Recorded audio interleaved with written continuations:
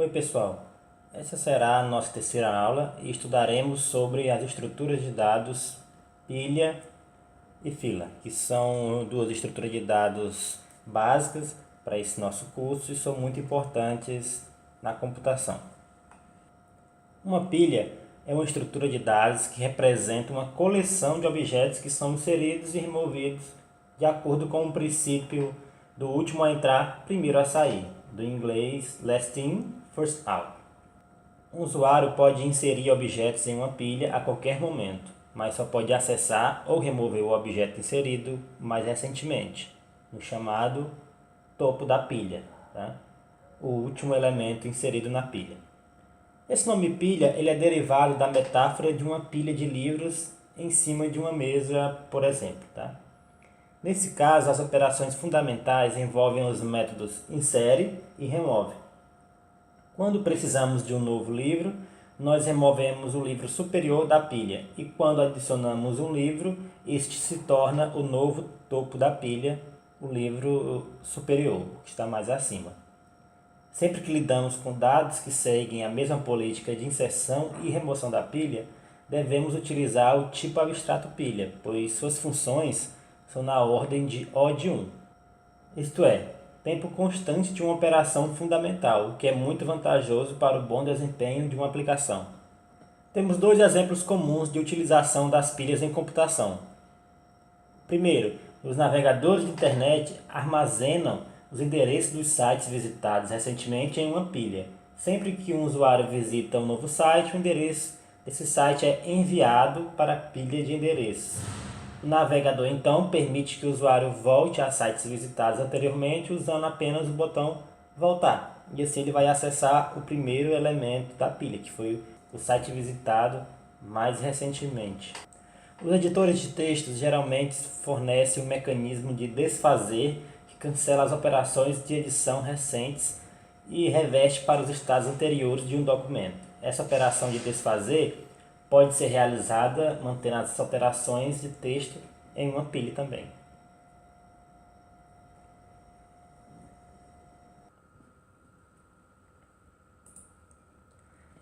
As pilhas são as estruturas de dados mais simples, mas também estão entre as mais importantes. Elas são usadas em uma variedade de aplicações diferentes e como uma ferramenta para estruturas de dados e algoritmos muito mais sofisticados.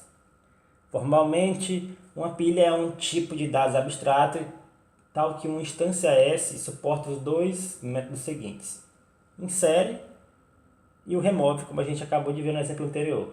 O insere ele vai adicionar um elemento ao topo da pilha e o remove vai remover o elemento que está no topo da pilha. E um erro ocorre caso a pilha esteja vazia.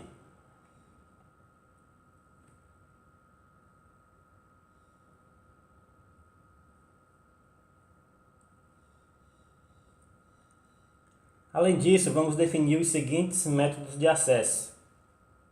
S.top vai retornar uma referência ao elemento superior da pilha S, sem removê-lo, e um erro ocorre se a pilha estiver vazia. S.vazia vai retornar valor true se a pilha S não possui nenhum elemento, e false caso contrário. Tam de S vai retornar o número de elementos da pilha S. Nessa aula, por convenção, assumimos que uma pilha recém-criada está vazia, que não há um limite a priori na capacidade da pilha e que elementos adicionados à pilha podem ser do tipo arbitrário, podem ser de qualquer tipo. O Python ele não tem um tipo abstrato especial para pilhas, mas podemos implementar uma pilha facilmente armazenando seus elementos em uma lista do Python. A classe de lista do Python já suporta adicionar um elemento no final com o método append e a remoção do último elemento com o método pop. Por isso é natural considerar o topo da pilha como sendo o final da lista. Na figura temos que A é o elemento mais inferior da pilha e M é o elemento mais superior. o topo da nossa pilha. Bom pessoal, uma implementação baseada em Python List, que é a lista do Python, seria a seguinte. Primeiro, criaríamos uma classe para a pilha, tá? E criaríamos algumas operações para manipulação dessa pilha. A primeira operação é a inicialização da pilha, onde os dados são inicializados como uma lista vazia. Essa é uma função padrão do Python, a função init, que é para a inicialização de instâncias da classe. Em seguida temos a função insere, onde utilizaríamos a função append da lista do Python para inserir o elemento no topo da pilha, ou seja, no final da nossa lista. Em seguida a função remove, que primeiro verificaríamos se a pilha é vazia ou não. Se a pilha não for vazia, então retornaremos self.dados.pop. Essa função pop da lista vai remover o último elemento da pilha e retornar o seu valor, o valor que foi removido da pilha. Se a pilha estiver vazia, então mostraremos na tela uma mensagem de erro. A próxima função é a função vazia, que foi utilizada inclusive pela essa função remove. A função vazia, ela vai retornar true se a pilha está vazia ou false caso não esteja vazia. Então, para isso, ela faz um simples retorno da função len do Python, tá? E compara com o valor zero. Se for igual a zero, quer dizer que a pilha está vazia, então vai retornar true. Caso não seja igual a zero, o resultado dessa função len, então a função vazia vai retornar false. Outros dois métodos auxiliares são tam e topo. Tam vai retornar o tamanho da pilha, então vai ser um simples retorno da função len, passado como parâmetro self.dados, que é a nossa pilha em questão. Topo, que vai retornar o valor que está no topo da pilha. Em listas do Python, isso é feito da seguinte maneira. Self.dados, que são os dados da nossa pilha, na posição -1. Isso vai fazer com que seja retornado o topo da nossa pilha. Aqui temos um exemplo que mostra uma série de operações de pilha e seus efeitos em uma pilha S de valores inteiros inicialmente vazio. Na primeira operação, inserimos o elemento 5 na pilha, não temos nenhum tipo de retorno e a pilha passa a conter o elemento 5. Na segunda operação, inserimos na pilha o valor 3, não temos nenhum valor de retorno, nessa função insere, e o conteúdo da pilha passa a ser 5, 3. Lembrando que o elemento mais à direita é o topo da nossa pilha, que é o último elemento a ser inserido. A terceira operação que realizamos é a operação tam de S, que vamos retornar o tamanho da pilha S. O valor de retorno é 2, o conteúdo da pilha permanece o mesmo, né? Apenas queremos saber o seu tamanho. A outra operação é s.vazia, que é uma função que vai dizer se a pilha está vazia ou não, então retorna false, porque a pilha não está vazia.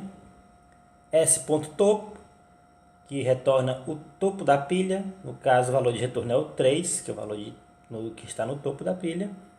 A próxima operação, s.remove, ela vai remover